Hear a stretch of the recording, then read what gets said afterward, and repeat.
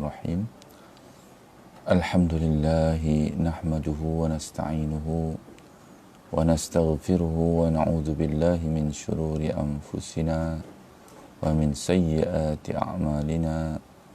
May yahdihillahu fala mudilla lahu wa man yudlil fala hadiya lahu. Wa ashhadu an la ilaha illallah wahdahu la syarika lahu. Wa ashhadu anna Muhammadan abduhu wa rasuluh. Allahumma rabbi shrah li sadri wa yassir li amri wa hlul 'uqdatam min lisani yafqahu qawli, amma ba'd. Fa inna khairal hadithi kitabullah wa khairal hadi hadi Muhammadin sallallahu alaihi wasallam wa syarral umuri muhdatsatuha wa kullu muhdatsatin bid'ah wa kullu bid'atin dhalalah wa kullu dhalalatin finnar. Allahumma la sahla illa ma ja'altahu sahla wa anta taj'alul hazna idza syi'ta sahla. Allahumma ja'alil qur'ana rabi'a qulubina wa nura sudurina. Amin ya rabbal alamin.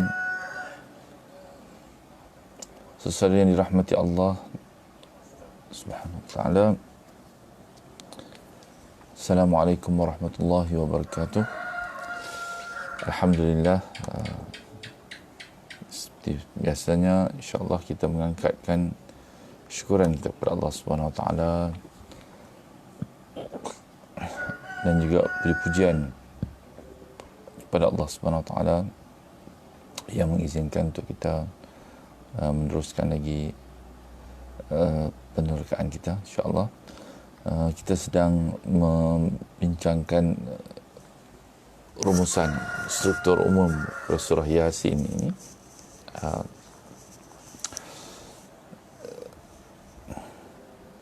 Supaya insya-Allah kita dapat gambaran umum yang jelas tentang surah Yasin ini. InsyaAllah moga-moga dapat kita jadikan dia pegangan dan panduan berterusan dalam kehidupan kita. Jadi semalam kita telah sebutkan tentang kaitan di antara blok pertama dalam surah Yasin ini dengan blok yang kedua, kan? Blok yang pertama ni, pendahuluan kepada surah Yasin ini menegaskan atau meletakkan gambaran tentang apakah yang akan dibincangkan seterusnya di dalam surah Yasin ini, kan? Jadi isi penting yang dijelaskan dalam blok yang pertama ini adalah tentang masalah Al-Quran dan Rasul Allah Subhanahu Wa Taala, kan? Itu dimulakan dengan menyebut tentang Al-Quran dan kemudian tentang Rasul, kan? Yasin wal Qur'anil Hakim innaka laminal mursalin. Yasin, demi Al-Quran yang penuh dengan hikmah, kan?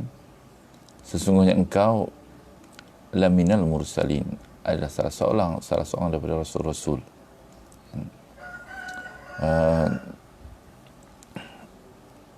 Kemudian dijelaskan tentang hakikat rasul dan wahyu yang diturunkan ataupun diutuskan oleh Allah Subhanahu Wa Taala, peranannya, kan? Supaya memberi peringatan kepada manusia yang bapa-bapa mereka belum pernah diberi peringatan, kerana itu mereka lalai, kan? Namun peringatan ini, tidak semua yang dihantar Rasul ini sebenarnya diletakkan tanggungjawab itu di bahu Rasul-Rasul ini, kerana ada di antara mereka yang memangnya telah tertutup ataupun ditutup oleh Allah Subhanahu Wa Taala hati mereka daripada menerima kitab Allah Subhanahu Wa Taala ini, ayat-ayat Allah Subhanahu Wa Taala dan juga Rasul, kan? Hasilnya mereka ni, kumpulan yang telah ditutup oleh Allah SWT ni, terhalang daripada melihat petunjuk-petunjuk Allah SWT yang banyak sekali sebenarnya di sekeliling manusia ini. Sebenarnya seluruh kehidupan kita ini, seluruh ciptaan-ciptaan Allah SWT adalah merupakan petunjuk Allah SWT yang apabila diperhatikan oleh manusia memang membawa kepada satu keputusan, akan membawa manusia kepada satu keputusan jelas bahawa semuanya menunjukkan akan keesaan Allah Subhanahu Wa Taala dan juga benarnya apa yang diperingatkan oleh Allah Subhanahu Wa Taala ataupun dijanjikan oleh Allah Subhanahu Wa Taala. Jadi sebenarnya manusia ini duduk di tengah-tengah petunjuk. Diletakkan manusia ni sebenarnya di tengah-tengah petunjuk-petunjuk yang melimpah-limpah dalam kehidupan mereka. Sama ada petunjuk dalam bentuk-bentuk alam semula jadi ini, ataupun petunjuk yang berada di belakang mereka, di hadapan mereka, di atas dan di bawah, khususnya yang disebut dalam surah Yasin ini, di atas, di bawah, di depan dan di belakang. Tapi ada orang yang telah ditutupkan semua ini kepada dia, sehingga walaupun dia duduk di dalam lautan petunjuk ini, kita kata, tapi dia tidak, dia gagal untuk mendapat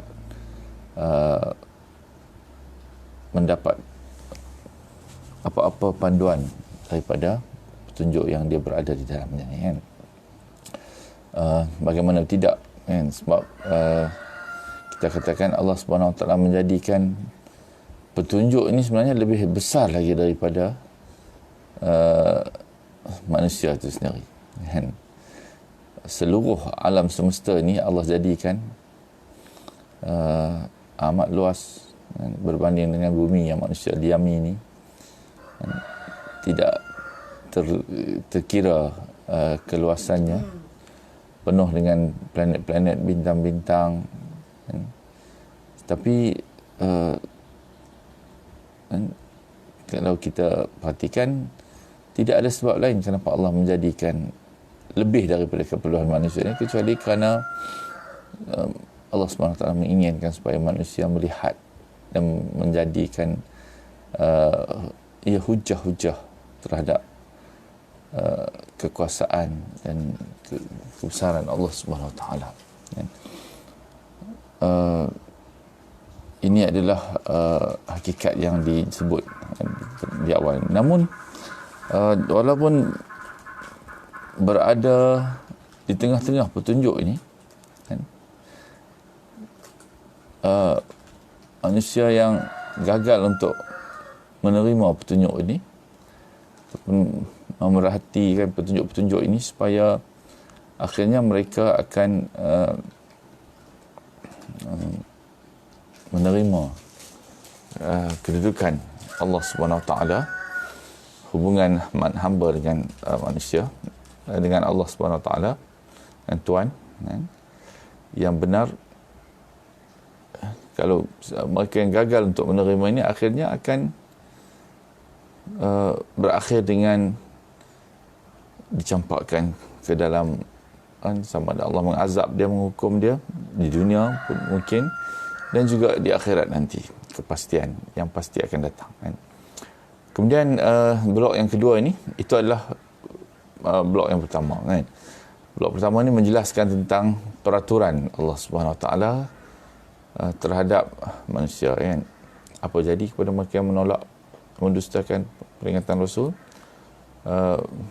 dan hakikat bahawa Allah Subhanahu Wa Taala lah yang mengunci mati hati mereka, mereka yang menolak peringatan Allah Subhanahu Wa Taala. Akhirnya Allah SWT dalam blok yang kedua ni dijelaskan supaya dijadikan buatlah satu bagi mereka, wadrib lahum mathalan, satu perumpamaan tentang penduduk suatu negeri, ashabul qaryah, idja'ahal mursalun, apabila datang kepada mereka rasul-rasul Allah Subhanahu Wa Taala yang diutus oleh Allah Subhanahu Wa Taala. Kepada siapa disuruh buat perumpamaan ini, lahum ini? Kepada pemuka-pemuka Quraisy dan juga kepada orang umum Quraisy ini zaman itu, dan umumnya kepada kita semua, kan? Supaya kita faham tentang apa yang nak disuruh perumpamaan ini, tentang konsep peraturan Allah Subhanahu Wa Taala yang dijelaskan dalam mukadimah ni, kan. Apakah kena mengenanya dengan blok yang kedua ni? Kerana blok kedua ni menjelaskan dalam bentuk fakta dan juga perbandingan, kan, tentang sifat dan sikap mereka itu, dan apakah yang akan berlaku seterusnya kepada mereka yang kekal di atas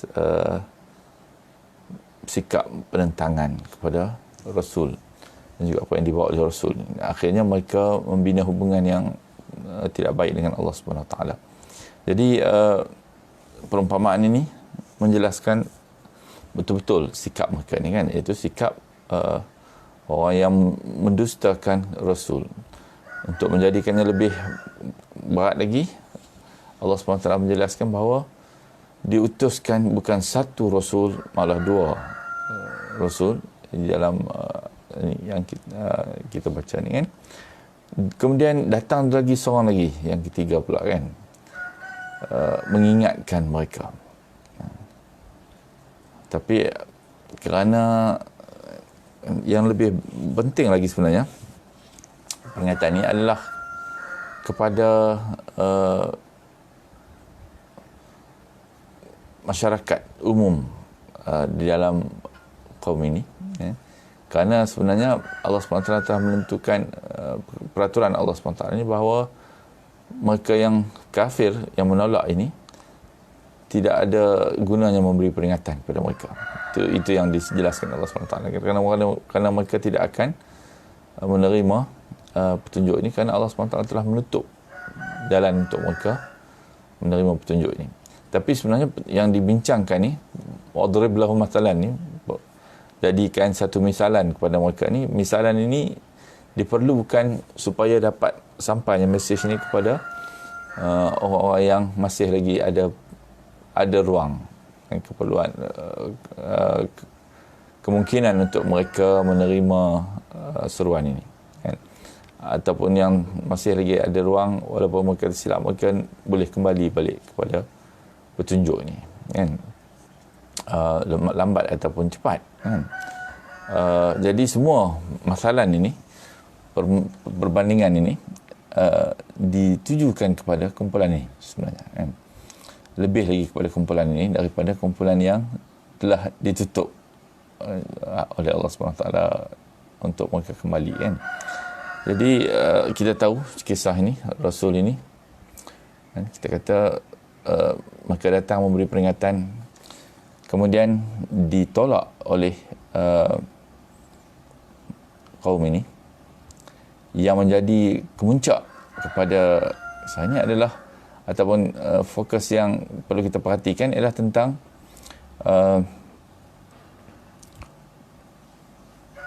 pemimpin kaum ini menolak, kan, sehinggalah dijelaskan kat sini, kan, mereka sampai ke peringkat mereka ni menjadi penentang, bukan sahaja menolak, tapi penentang dan mengancam untuk membunuh Rasul ini, kan, akan merejam Rasul ini, Rasulullah SWT ni, kalau tidak berhenti menyeru mereka.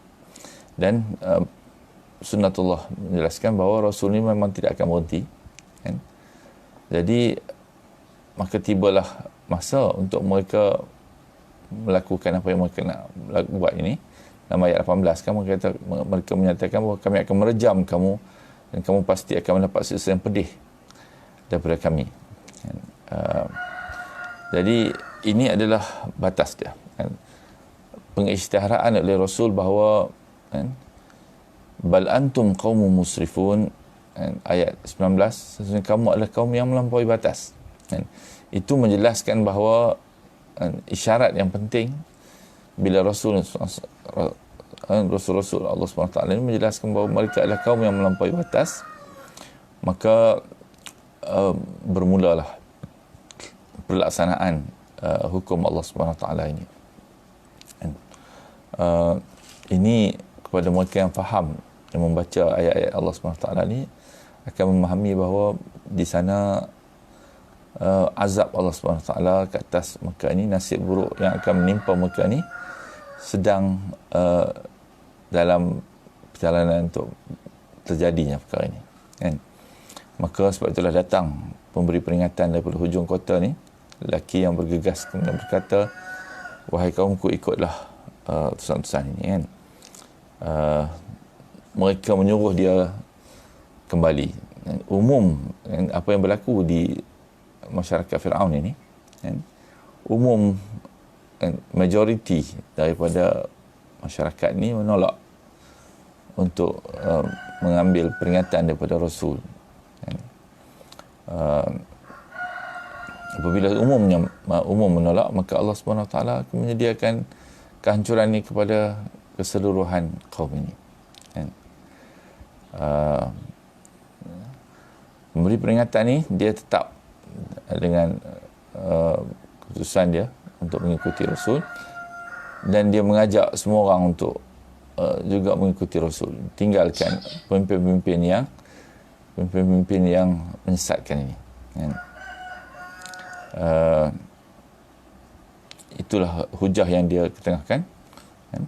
Sesungguhnya, kan, aku telah beriman kepada Tuhanmu, inni amantu bi rabbikum fasma'un, maka dengarkanlah pengakuan keimananku, kan? Di sini dikatakan dia beriman dengan Tuhan kamu semua, dengan Tuhan kaum ini. Bermakna apa dia? Bermakna mereka ini sebenarnya mengetahui dan mengiktiraf Allah ini sebagai Tuhan mereka, tetapi mereka mengambil sembahan-sembahan yang lain daripada Allah SWT. Sebab itu disebut lelaki yang datang bergegas untuk mengingatkan kaum ini, mengatakan, inni amantu bi rabbikum, aku telah beriman kepada Tuhan kamu. Dia tidak sebut Tuhan dia, kan, tapi Tuhan kamu, fasma'un. Sebab ini untuk menjelaskan tentang jawapan dia kepada kaum dia yang menyuruh dia supaya turn back, kan, U-turn kita kata, kan, balik kepada kehidupan kufar, tinggalkan Rasul-Rasul ini dan juga orang mukmin yang bersama dia yang menyesatkan ini bagi mereka, dan ikut kami. Tapi dia kata, aku telah buat keputusanku, dan akhirnya dia tahu bahawa dia gagal untuk mengingatkan kaum dia yang ramai-ramai ni, dan akhirnya dia berlepas tangan, berlepas diri, kan, kerana dia tahu azab Allah SWT akan datang, kan? Dan diceritakan di dalam blog ini juga tentang apakah yang berlaku kepada orang-orang yang beriman, yang mengajak manusia kepada Allah SWT ini. Qila dkhulil jannah, maka ini akan masuk ke dalam syurga Allah SWT. Ini satu motivasi yang amat besar, kan? Sehingga dia sendiri mengatakan, bima ghafara li rabbi wa ja'alani minal mukramin. Kalaulah kaumku ni mengetahui apa yang menyebabkan Tuhanku memberi keampunan kepadaku dan menjadikan aku termasuk orang-orang yang dimuliakan, kan? Tentulah mereka tidak jadi seperti mana yang mereka jadi, kan? Sebenarnya apa yang dia sebut ini hakikatnya telah pun Allah SWT bagi tahu kepada mereka, kan? dan juga sambutan yang akan didapati oleh orang yang beriman. Mereka tahu, kerana ada dalam ayat-ayat Allah SWT menjelaskan tentang itu. Tapi memang mereka telah menolak seruan ini. Itu hakikat dia. Jadi kalaupun mereka melihat apa yang didapati oleh lelaki ni, sambutan dalam syurga ni, pasti mereka tidak akan mengikut juga, kerana telah tertutup hati mereka, dikunci oleh Allah Subhanahu Wa Taala, kan? Akhirnya mereka menemui kehancuran, kan?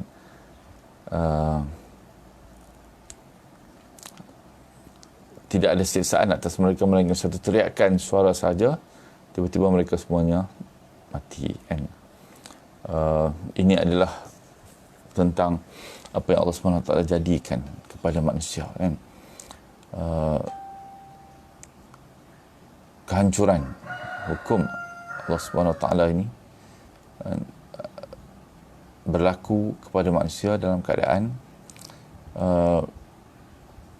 tiba-tiba.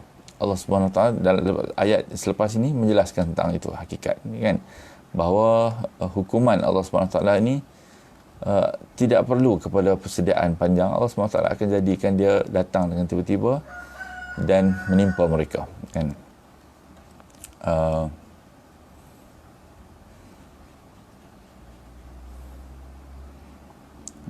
Inilah telah berlaku pada umat-umat yang telah dahulu juga, ayat 31, kan? Dan akhirnya jelaslah, kan? Inilah perumpamaan yang disuruh dijelaskan kepada orang-orang yang telah diberi peringatan ini, kan? Semula-mula datang peringatan, kemudian disuruh bagi perumpamaan ini supaya mereka nampak, kan? Jadi objektif kita lepas baca blok yang kedua ni, kita seharusnya dapat menjadikan misalan ini sebagai satu hujah yang meyakinkan kita, kan? Tentang apa yang nak dihujahkan, itu peraturan Allah SWT ni, kan? Kemudian blok yang ketiga, ayat 33 hingga 50 ni, menjelaskan tentang hujah-hujah. Setelah Allah SWT memberi perumpamaan lagi, kemudian Al-Quran style dia, kan? Quran ni akan sentiasa berbentuk ini, kan? Dia datang dengan hujah-hujah yang amat Al-Hakim ni. Al-Quran yang penuh dengan kebijaksanaan di dalam hujah-hujah ini, kan? Allah SWT, hujah ni datang dengan hujah semula jadi, kan? Allah SWT menjadikan untuk mereka, kan, menghidupkan bumi yang mati, kan? Dan kami keluarkan daripadanya biji-bijian, daripadanya lah mereka makan, kan?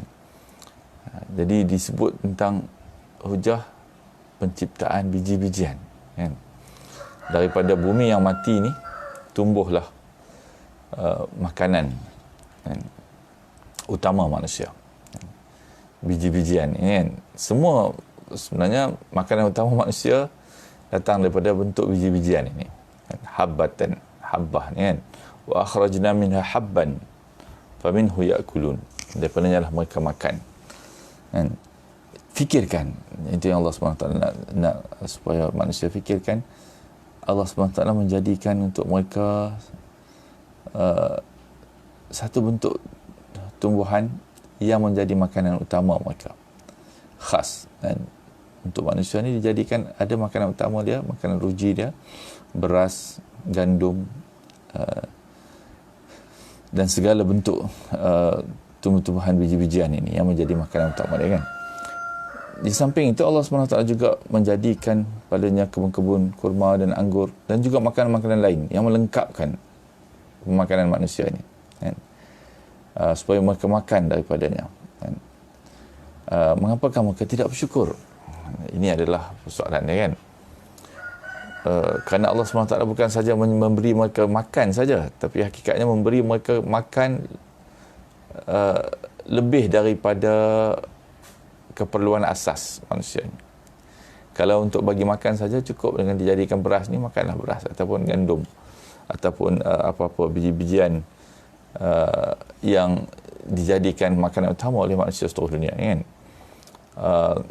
Cukup untuk itu saja.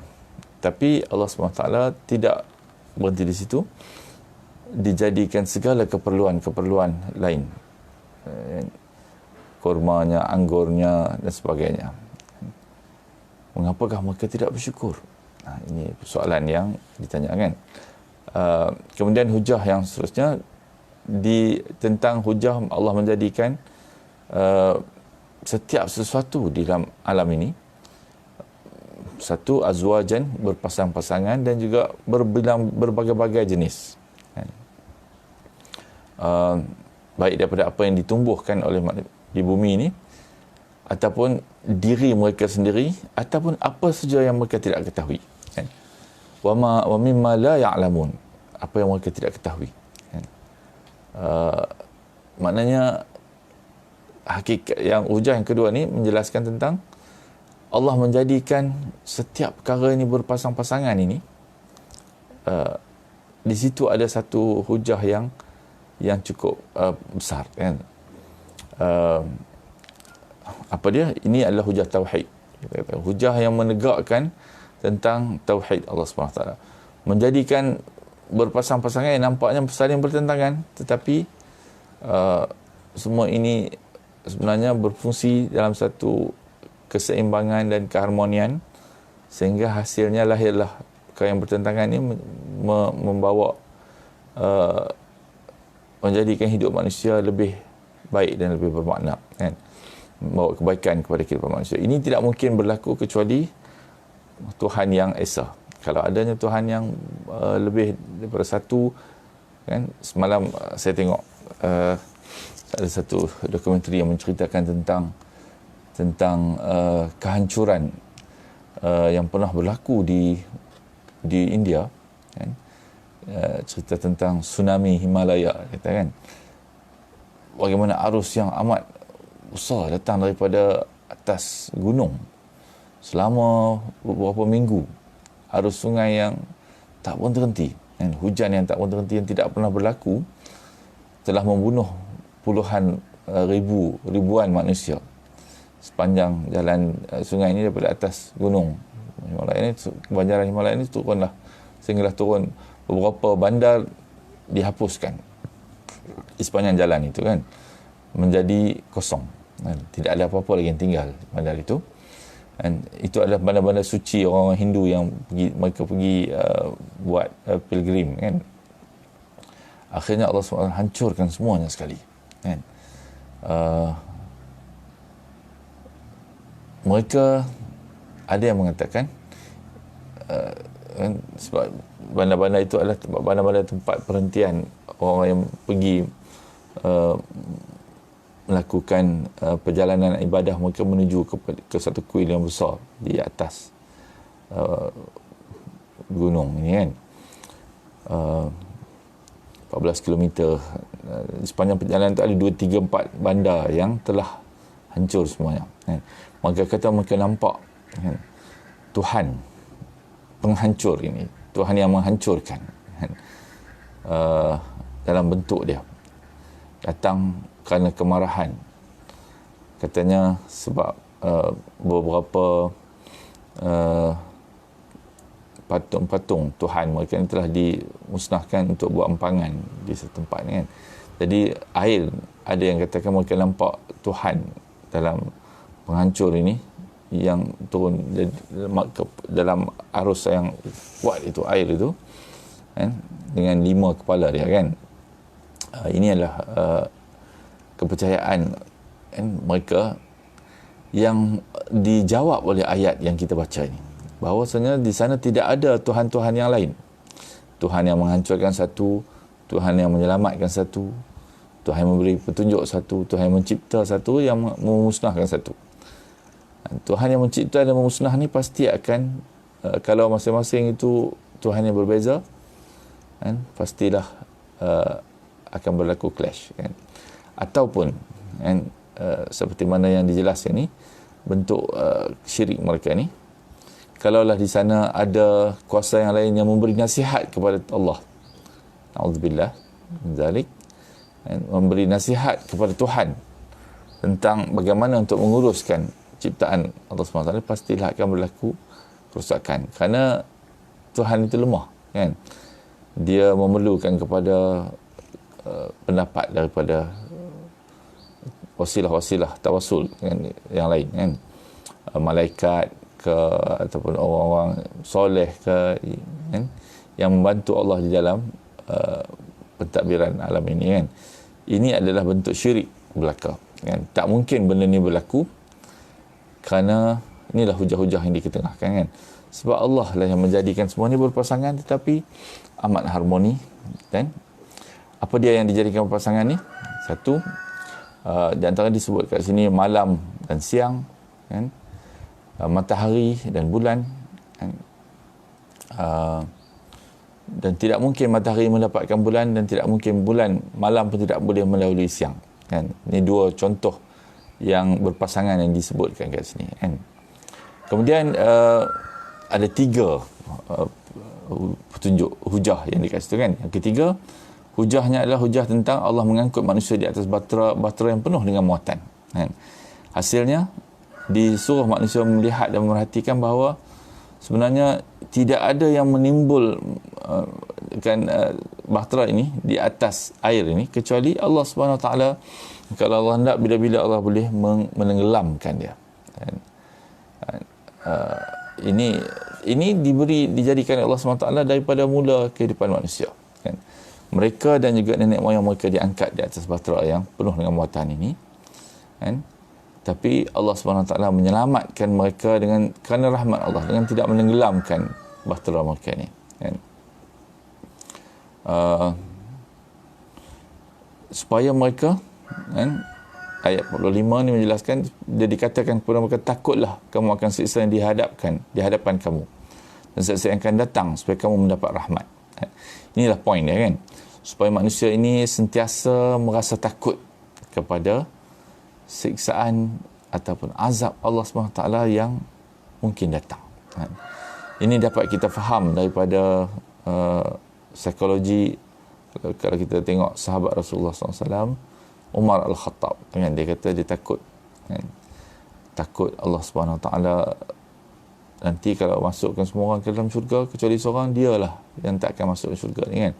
Kalaulah boleh dia dijadikan Allah macam sebagai burung ke, lebih menenangkan hati dia kata kan, sebab dia takut dengan siksa Allah SWT ini. Dan ini sebenarnya adalah sikap dan sifat yang kita nak bangunkan ke dalam jiwa kita kan. Sentiasa merasa cemas dengan ancaman Allah SWT ini.